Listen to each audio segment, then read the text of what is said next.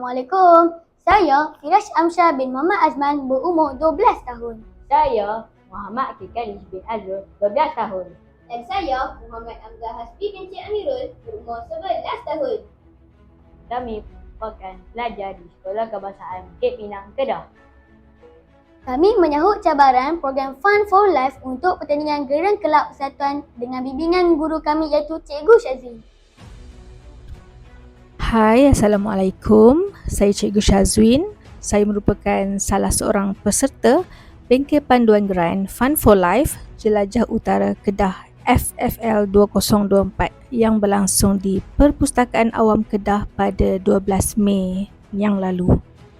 Alhamdulillah, banyak perkongsian ilmu yang saya dapat sepanjang bengkel tersebut dan saya pulang dengan satu harapan untuk menjadi salah sebuah sekolah yang terpilih untuk memenangi Grand Club ini dan seterusnya melayakkan kami ke Kemuncak Fun for Life Conference di Kuala Lumpur. Jadi habis selesai bengkel, saya balik ke sekolah. Saya jumpa dengan Firash, Akil dan Amzah. Saya terangkan sedikit tentang pertandingan ni dan mereka sangat excited nak join program ni. Jadi saya pun beritahu mereka kalau nak join program ni kena buat satu kertas kerja tentang satu program ataupun projek berkaitan dengan kesedaran pengurusan kewangan. Jadi saya ni cikgu RBT. Saya cakap buatlah satu projek yang berkaitan dengan subjek RBT yang boleh kita selit-selit konsep pengurusan kewangan. Jadi saya pesan kepada mereka, saya nak satu projek yang boleh grow duit modal yang telah diberikan tu. Saya tak nak mereka sia-siakanlah RM500 yang telah diberikan. Jadi saya harap projek yang dijalankan nanti tu adalah satu projek yang berpanjangan. Yalah, bukan senang nak dapat RM500 jatuh dari langit kan. Jadi saya serahkan kepada mereka bertiga untuk berbincang dan merancang projek yang akan dilaksanakan. Terima kasih Cikgu Syazrin beri kepercayaan kepada kami bertiga untuk menyertai program ini. Terima kasih juga kepada FWG, Takaful dan Arus Akademi kerana mengajukan program yang hebat ini. Perkara pertama kami buat, kami Google dulu apakah itu pengurusan kewangan. Secara ringkasnya, yang kami dapat ialah pengurusan kewangan ini merangkumi pelbagai aspek seperti pendapatan, Pengurusan hutang, Panan pelaburan dan perancangan kewangan. ia melibatkan satu keputusan yang bijak mengenai bagaimana untuk menggunakan sumber-sumber kewangan dengan cepat dan efektif untuk mencapai matlamat individu atau organisasi. Jadi, dalam pengurusan kewangan ini, penting untuk mengawal pendapatan dan belanja serta membuat pelan kewangan yang jelas untuk mencapai tujuan masa depan. Semasa Cikgu Syazrin menyuruh kami berbincang tentang projek yang akan dilaksanakan, kami akhirnya bersepakat untuk membuat satu projek tanaman yang merupakan salah satu topik dalam RBT tahun 5 yang akan kami masukkan elemen pengurusan kewangan dari mula keluarkan modal untuk benih, kemudian tuai hasil yang dituai akan dijual, kemudian duit tersebut akan digunakan untuk membeli benih yang baru. Proses ini akan berterusan sehingga kesimpulan kami dapat berdana untuk membantu menyediakan tempat pelajaran yang kondusif kepada rakan-rakan di SK Bukit Pinang. Jadi, pencarian bahan di internet kami berpendapat bahawa kami perlu mencari tanaman yang dapat mengeluarkan hasil yang cepat. Sedangkan tempoh masa yang diberikan sangat singkat untuk menampakkan hasil dengan projek kami ini. Jadi, kami rasa tindawanlah yang paling senang nak tumbuh dan tidak memerlukan penjagaan yang rapi. Jangkaan kami sempatlah balik model projek kami ini sebelum tarikh tutup penghantaran laporan geran Kelab Persatuan. InsyaAllah. Kami menghantar kertas kerja di saat-saat akhir tarikh tutup sebab kekangan masa. Cikgu Syazrin agak busy, kami pun busy juga. Alhamdulillah, macam tak percaya. Dalam beberapa hari sahaja dari tarikh kami hantar permohonan, Cikgu Syazrin telah beritahu kami telah memenangi geran tersebut sejumlah RM500.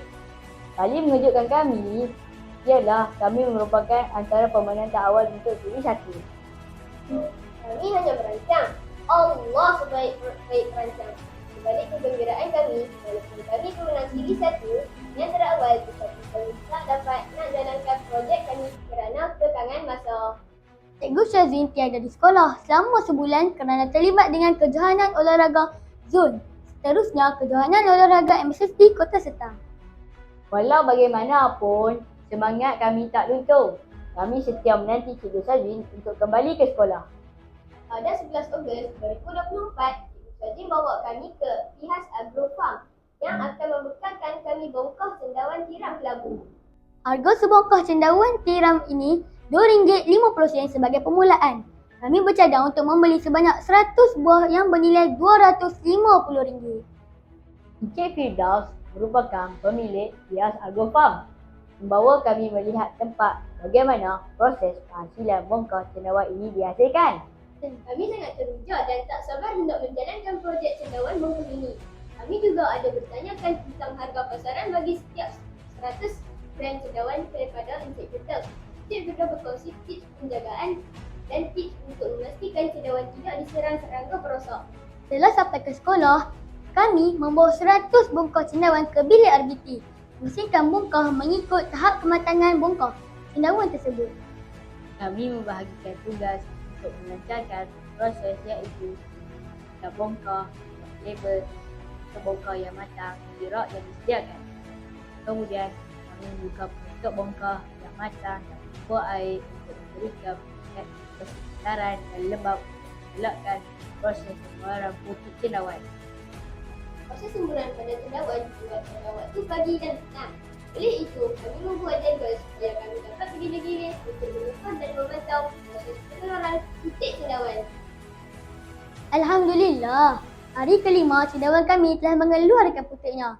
Kami sangat teruja dan juga kami membuat persediaan untuk menjual kepada pentadbir, guru-guru dan staf sekolah kerana Encik Firdaus memaklumkan bahawa proses putik cendawan kembang adalah hanya dalam masa 1 hari saja.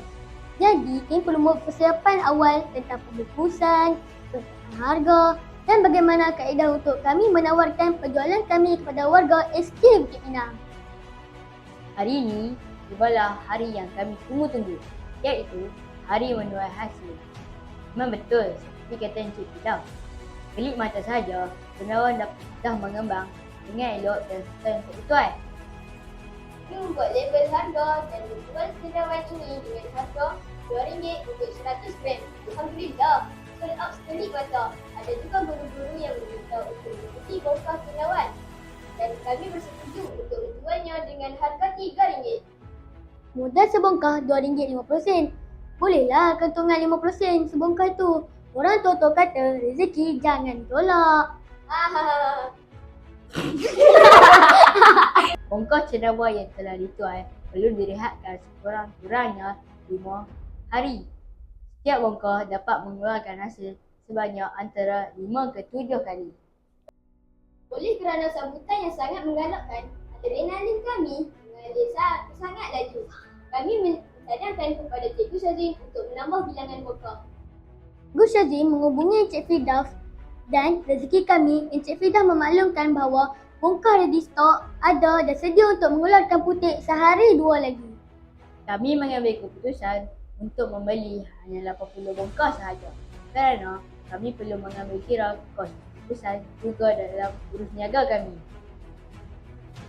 Terima kasih Cikgu Syazwin, terima kasih FWD Takaful, terima kasih Arus Akademi kerana menganjurkan satu pertandingan yang sangat bermakna kepada kami. Sangat hebat pengalaman kami kali ini. Program ini sangat memberi impak yang besar kepada kami. Saya rasa saya telah tukar cita-cita saya ni.